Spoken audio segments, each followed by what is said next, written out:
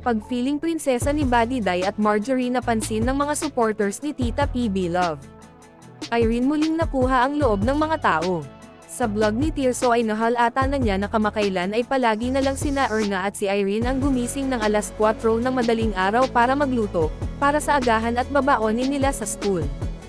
Habang nagluluto si Irene, si Erna naman ang tagahiwa ng mga sangkap, kaya habang pinanood ni Tirso si Irene na nagluluto, hindi niya naiwasang itanong kay Irene kung hindi ba marunong magluto si Badiday. Ngumiti na lang si Irene at sinabing marunong naman. Pagkatapos magluto ni Irene ay inihanda na rin niya ang kanyang baon, pati na rin ang baon nina Erna, Marjorie at Badiday. Kaya hindi naiwasang magtaka ng mga manunood sa vlog ni Kuya Tirso kung bakit lagi na lang sina Irene at Erna ang nakikita nilang palaging gumigising ng madaling araw para magluto at mag-asikaso sa kusina. Dahilan kung bakit nakakatanggap ng mga tanong at negatibong kommentao kung nasaan sila Marjorie at Badiday. Feeling seniorita si Marjorie. Dapat tinuturoan yan ni Badiday, kakahiya kay Tita PB Love. Bakit si Marjorie hindi tumutulong kayo magluluto sila maglilinis? Hala, buhay prinsesa. Di ba masabihan ni Badiday anak niya kala anak mayaman? Si Badiday pansin ko lang parang insecure din kay Erna dahil sa isip niya may karibal na anak niya na seniorita naman. Masipag talaga si Irene at Erna. Sa tingin ko si Marjorie baby ng ina kaya aasa lang. Andyan kasi ang nanay di gaya ng 4 Marias ni Ma'am Nida nagtutulungan may toka talaga. Pag-icing si Mylene nagluluto, si Zinia at Nanita ang nagpupunas sa lamesa at naglalagay ng plato, si Russell ang nagwawalis at linis ng house.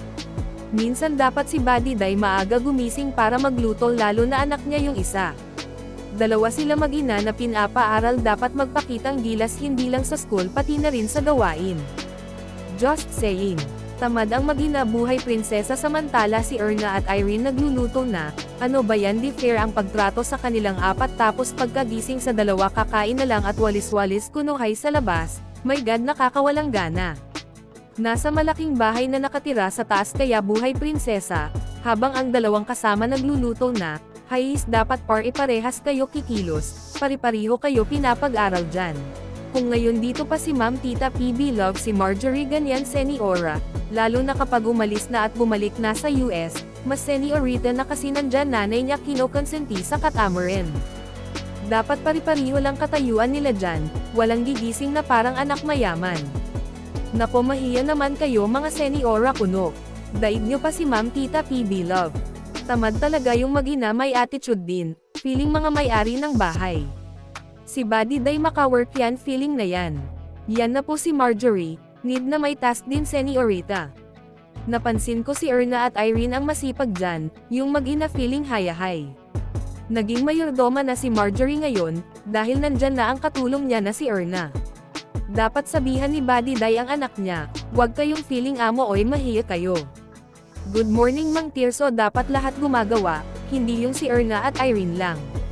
Si Marjorie medyo tamad, dapat equal lahat, bayan mo silang gumawa ng kanilang lunchbox.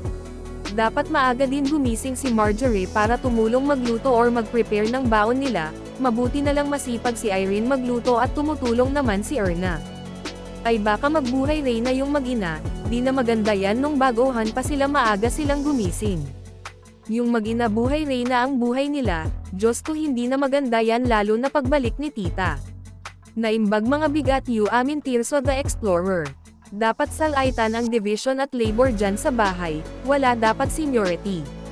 Magkasing edad lang sina Erna at Marjorie dapat gumising din siya ng maaga para tumulong magluto at mag-prepare ng babaonin nila. Sana marunong siyang makisama. Buti pa si Erna kahit bago pa lang siya sa Abra marunong siyang makisama. Pari-pariho naman silang katutubo na show owner ni Tita PB Love. Hello po. I like Erna napakasipag na bata at mabait, yan ang karapat dapat tulungan para makatapos, sa kilos at pananalita niya matalino talaga siya, di siya nagbubuhay prinsesa. Dapat silang lahat kumikilos, yan ang gusto ni Sir Paul. Parang prinsesa si Marjorie feeling mayaman, Hais Erna at Irene lang ang gumigising ng maaga. Sana fair naman ang pagluluto at pag-prepare ng baon. Hindi lang si Erna at Irene, unfair naman sa kanila na sila lang dalawa ang palaging nagluluto. Kakatuwa si Irene, masipag magluto, masipag maglinis, maasahan siya sa kanilang apat pagdating sa ganyang bagay. Hindi man siya kasing talino ng tatlo pero siya ang maasahan sa kanila. Go lang Irene para sa future ng mga anak mo at para sa'yo. Kawawa naman sila Irene at Erna, taga-prepare ng baon ng lahat, dapat salaitan sila sa pagluluto. Parehas naman sila dyan ng mga scholar, talagang masipag si Irene kahit saan mapunta. Kawawa naman si Irene, binabash, masipag naman. Hayaan nyo si Marjorie magligpit ng baon niya, buhay prinsesa, tulog pa sila ng nanay niya. Good morning Sir Tirso, always naman maaga majay gising si Erna at Irene, paganyan wag nyong luto ng baon si Marjorie, mawiwili yan, hayaan nyo magluto ng babaonin niya, feeling boss. Shoutout Erna at Irene, mga masisipag na scholar ni Tita PB Love. We love you Erna, maging proud sa'yo si Tita PB Love. Sana magbago ang asal ni Marjorie at lahat dapat kumilos. Ingat po lahat, God bless us all. Tulong-tulong dapat, kung si Irene magluluto at si Erna, si Marjorie dapat ang magpack ng baon nila at maghugas ng pinggan sa umaga. Hindi dapat seniorita dahil pinakabunso, hindi dapat tamad-tamad. Oo nga, priority ang pag-aaral pero dapat matuto rin gumising ng maaga at tumulong. Dapat si Marjorie mag-prepare sarili niya ng baon, hindi si Erna at Irene. Ano feeling seniorita? Bakit si Marjorie hindi gumising ng maaga gaya nila Irene at Erna? Wow, buhay hayahay lang siya. Dapat magluto isa, maglinis isa, maghugas isa, pare-pareho may gawain. Study hard girls, God bless. Irene at Erna talaga ang totoong masipag saka hindi bida-bida. At para sa more summary video ng Pugong Biyahero, huwag kalimotang mag-like and subscribe.